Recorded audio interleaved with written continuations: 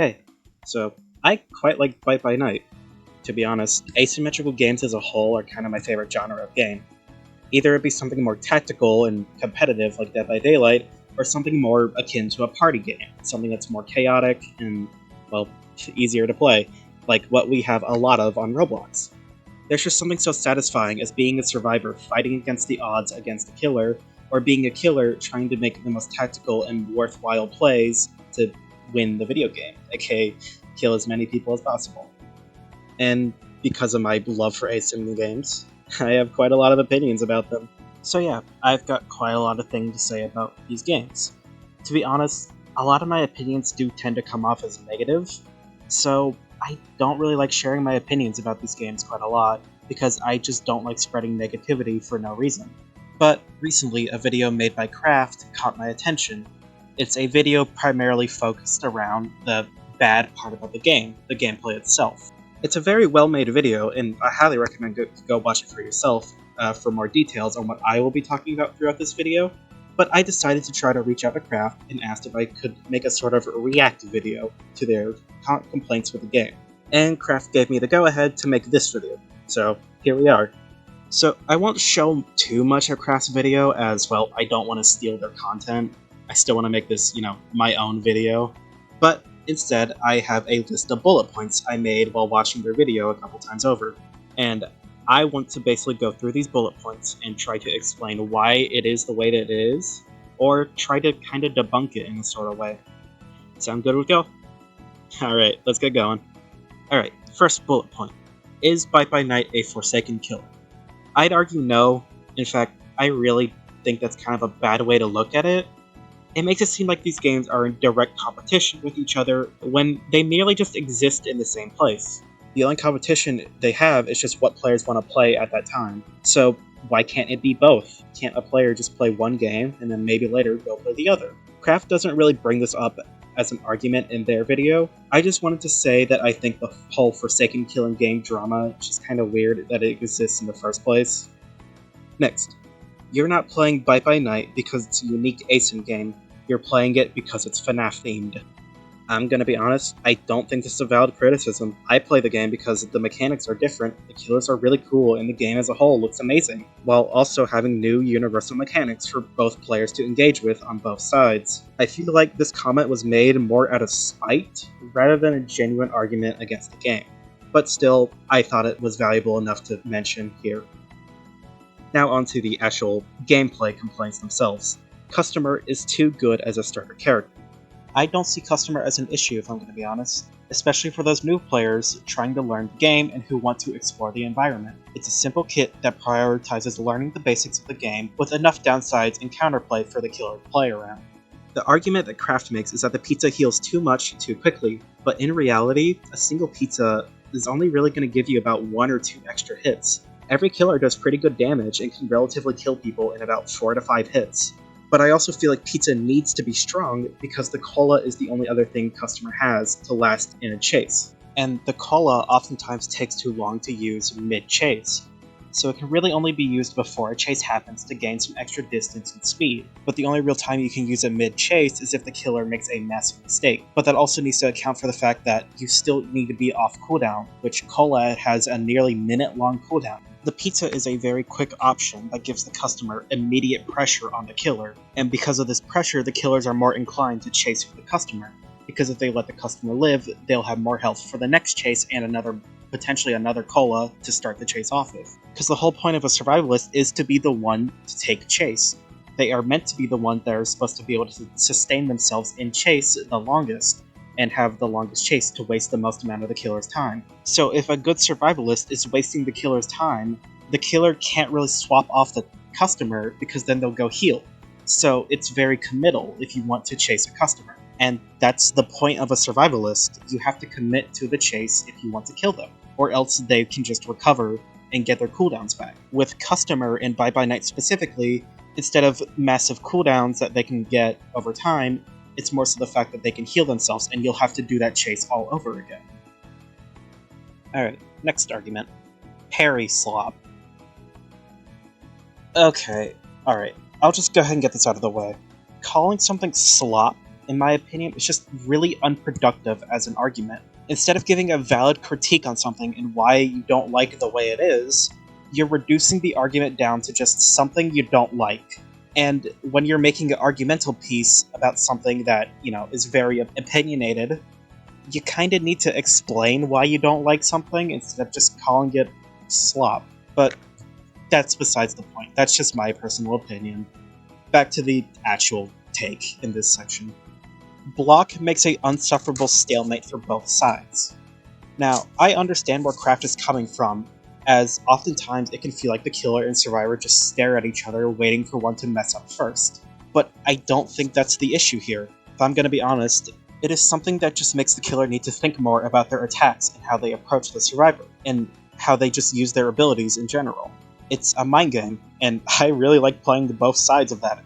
I love staring down at the survivor, watching them see if they'll try to predict my next attack, or if they're just stalling for stamina, and I do the same thing as survivor, where I'll just stop moving, I'll stare at the killer, and then just...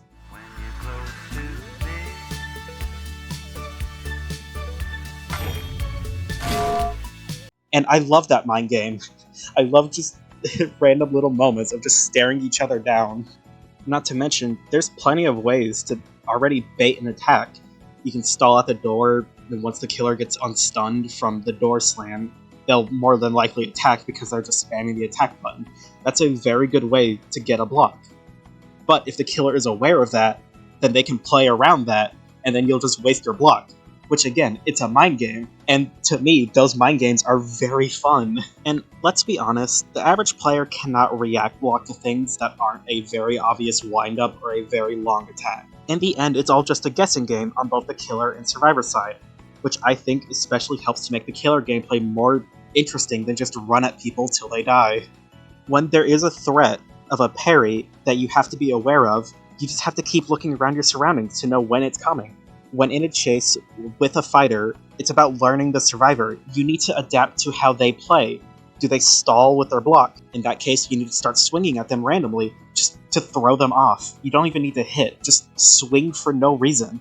If they're trying to react block to you, just get up close and then use an ability, or just feint a swing by just turning around and swinging. They're reacting to movement, not the attack itself. To be honest, the most I see out of this complaint is that block denies certain abilities from being used, like Springtrap's dash or Ennard's grab. But again, this makes the gameplay of said killers much more interesting to me, because I have to adapt to how somebody plays. I can't just brute force my way to a kill. I have to actually put more mental effort into it, and that's why I love block in ASIM games. It adds so much potential for killer and survivor mind games. Next. Security guard is just a better fighter, and honestly, yeah.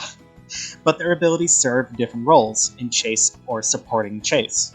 Craft goes into much more detail on their video, but the way I see it is that Security Guard is a much safer pick because of the range and the stun time, but is more at risk to be chased themselves. While Fighter is much better at taking the attention away from the killer to support others, but struggles to support others a lot more than a Security Guard does. Though overall, Security Guard feels much better and easier to play than Fighter. And also Security Guard is really good at interrupting the killer and denying their abilities, which I do feel like is kinda dumb. Next argument. Medic has a 40 health self-heal. Well, then target them. I get that 40 health is quite a lot, but he dies in 4 to 5 hits if you're able to land some of your abilities.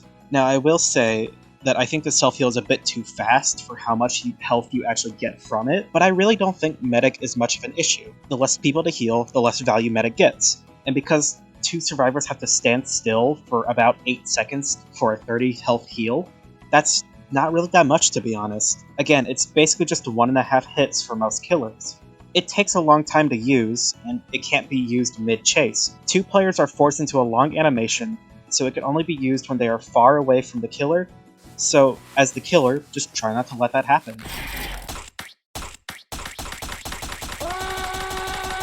If there's a medic who understands what they're doing, you just have to be more committed to your targets. Don't let people escape, or plan who you're chasing ahead of time. And lastly, the overheal doesn't really come up as much as you might think. Again, it's only an extra hit or 2. I don't think it's that bad when the average time to kill in this game is about 30 to 60 seconds per chase. Right, now onto the killers. If I'm gonna be honest, I feel like Craft was overly harsh about the nerfs they received. The killers are more challenging to play in other games, but they are still powerful and very fun to play as, which, at least for me, I love the challenge. But anyways, now on to the first argument. The traps aren't big enough and they can be disarmed. Well, the traps aren't meant to gate off an entire passageway. You put them around tight corners, or put them behind doors, or even just add a loop. The traps are not meant to be permanent. They are a tool to apply pressure to a survivor to get away from certain loops, so you can run them into a more open space, and this open space being where your axe throw is most effective.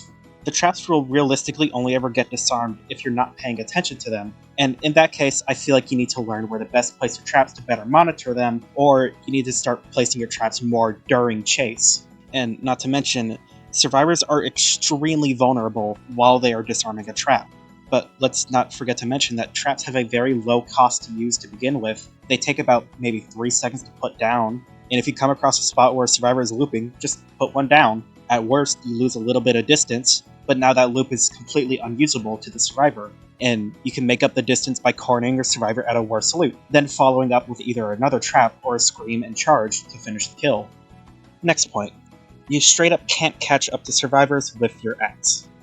Again, bear traps exist.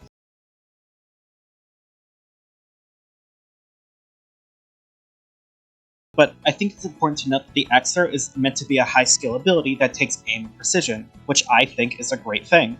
I feel like more games need to be open to having skillful play be the primary focus, rewarding those who can use their abilities to the fullest, not to mention the stamina drain reduction you get for dealing damage of any kind. But the axe itself applies slowness and bleed, leading to a lot of potential damage.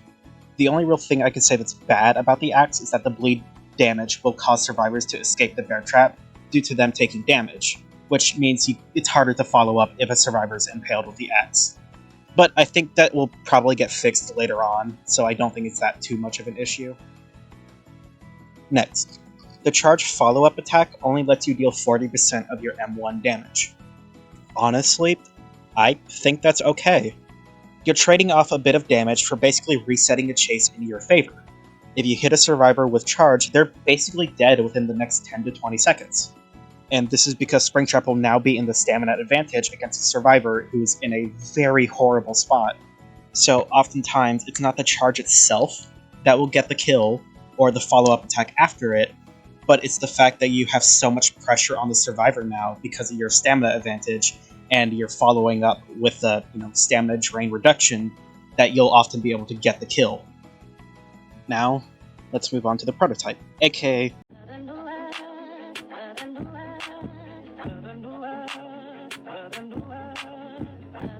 I'll just go ahead and say, I don't like the Mimic. His gameplay to me is extremely volatile towards a survivor, and it's just not that fun to me because there's no real challenge. He has a tool for every situation, when in reality his gameplay is extremely simple with very low risk and extremely high rewards. I'll go more into detail as we go through the bullet points though. First point. Does the speed mode need that much of a damage penalty? I'd argue yes. Yes, it honestly does. Mimic's entire gameplay is trying to get as close as possible while in stealth mode, or in speed mode. Then use the stealth mode grab to basically combo you death by throwing you into a corner and then swapping to strength mode. I'd argue the reason why speed mode is so weak is because if it wasn't, there would really be no downside to using it over stealth, as you can just jump towards the survivor and then immediately swap to stealth. Speed is much more of a combo tool rather than the direct damage tool, or to confirm kills on very low health survivors. Which Mimic doesn't really struggle to confirm kills, because realistically, Mimic only really needs to grab you 2 times, then can easily finish the kill with stealth mode drill or leap from speed mode. So really, playing against the Mimic is just, if you make 2 mistakes, you just die because the grab and drill combos are so strong. Because if you don't know, you can swap your mode while rising from the ground with drill, meaning because the stun time on drill is so long, you can swap to strength while you're coming up from the ground and hit the survivor, and the survivor can't really do anything about the drill to begin with to avoid the hit because the area of effect of it is just so big. And again, with one grab combo or one drill combo, these typically deal up to 50 to 60 damage in just a single combo. So again, it's just 2 mistakes. You either get grabbed or get hit by the drill. It's really annoying to dodge, and you're just out of the game. All because Mimic just kinda got close to you 2 times. For the next point, people also want to nerf stealth mode for some reason. I think it's for a really good reason, honestly. Stealth mode is really annoying, at least to me. The fact that you just get jump scared by Mimic from turning around a corner and then grab combo to death is really annoying to me. At least if you reduce the damage of stealth mode, more people would be inclined to use strength for the chase, rather than just using one of your combos for extremely high damage. Stealth mode would be more for ambushing, speed would be more for gap closing and anti-loop, strength would be more for dealing high damage to healthy players, which I think should be the way Mimic plays. But current Mimic is just, he gets close to you 2 times and then just nukes your health bar twice, and then you just die. And a little small side note, to me at least, it's extremely hard to see a Mimic in stealth mode, at least the default one. It's a very skinny gray model in a game that's riddled with dark gray all over the place. I genuinely need to think that Mimic needs a terror radius because of his type of playstyle he has. Maybe make it so stealth mode reduces his terror radius, but not outright get rid of it. And I'd like to see his eyes glow brighter as well, but it doesn't have to be the flashlight sort of thing that every other killer has. Just make it easier to see or hear if you're in danger before he's right up in your face and hits you with 50 plus damage. And last little note is that I like hearing the chase music. Stealth mode Mimic just does not give players chase music, which I don't really like because it's hard to tell if you're still in danger or not. Alright, here's the next argument. Players have the counter to chip damage. It's your teammates. Okay, my issue is that for a lot of ASIM games, team play is really unreliable. Long cooldowns, new players, and people who just sit in the corner, or people who just focus on the objective all of the game. All of these things are ways for someone to not receive help when they need it. Not to mention, people can just miss their abilities or stuns altogether. Nothing is guaranteed. And this wastes a potentially important cooldown for somebody for their own survival. So if the killer were to just swap targets to them, they're missing their most important cooldown for survival. And when they're missing that cooldown, they can't sustain themselves anymore, which is a very big reason why nobody wants to help each other. And lastly, it's Ennard. my bestest little boy. I love him. But the only argument that I have against Craft's video is, sure, you have wire eyes, but realistically, they're only blocking off one exit from a survivor. But it is a pretty effective strategy to just spam those little guys everywhere you go. But they can't really do anything about the wire eyes, so it's pretty effective to just spam them everywhere you go. Because, I mean, at worst, you kind of just lose a little distance, but at best, you can basically secure a kill just off them alone. Like, they're amazing for anti-loop. And yes, they only block about maybe 1 or 2 exits, but a lot of the loops in the game are very linear. There's only typically 1 or 2 ways you can go in every single loop. Now, granted, there are some exceptions, but even then, Ennard still has grab from range to, catch the survivor whenever they're trying to juke away from your minions. Or hell, just in general use. The grab is actually really good. The only real issue I have with it is just that the hit is not basically confirmed.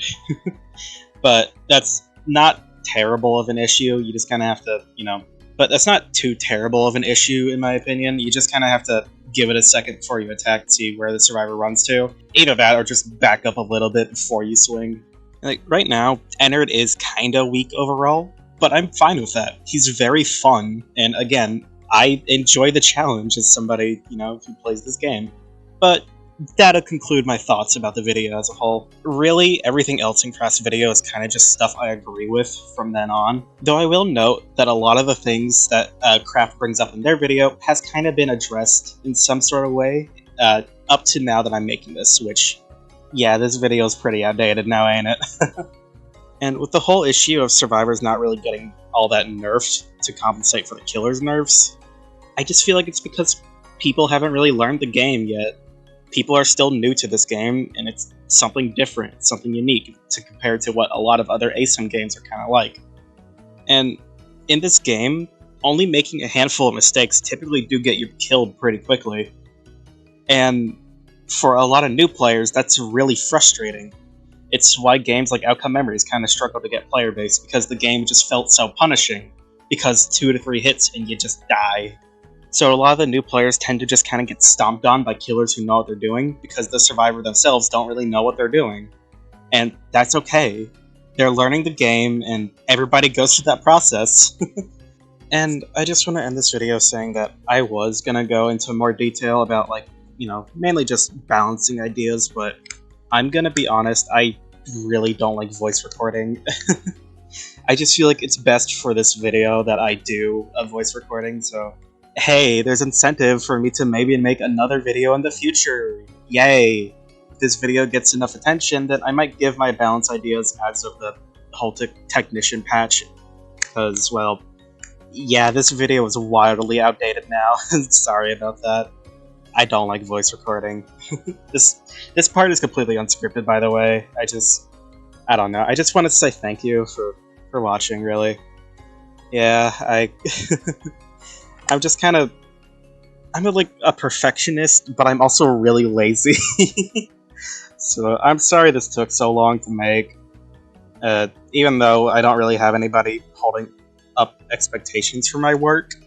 Or not really work, just hobby.